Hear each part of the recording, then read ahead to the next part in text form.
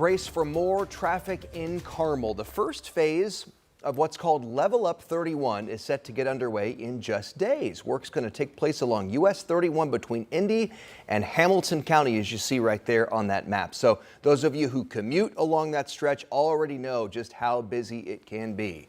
INDOT's Level Up 31 project will address capacity and safety needs for the thousands of drivers that use that area daily. Brandon Schaff joins us live from Carmel, near where this work began. And Brandon, when will drivers need to be ready for this?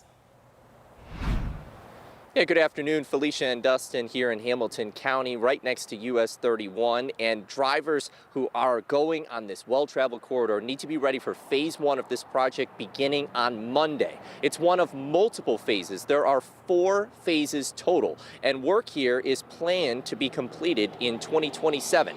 Construction will happen at the I-465 and US 31 interchange, and it will continue between there and 116th Street right here in Carmel.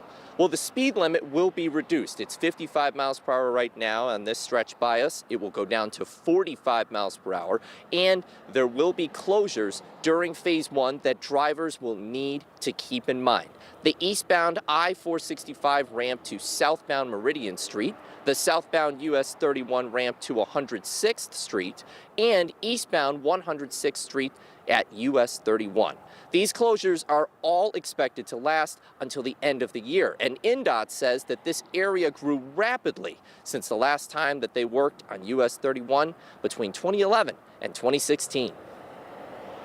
Even though we forecasted for a lot of growth, it was beyond our forecast, and we couldn't even have predicted just how fast Hamilton County's grown, so that now has a need for more efficiency and more safety on 31.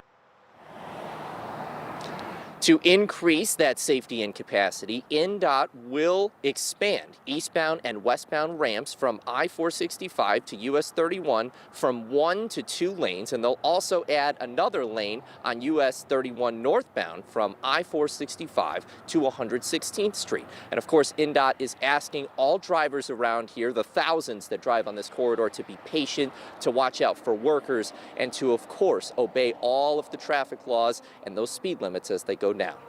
Back to you, Dustin and Felicia. Hey, anybody who drives that area or is familiar with that area knows about the explosive growth it's seen over time. All right, Brandon, thanks very much. Appreciate it.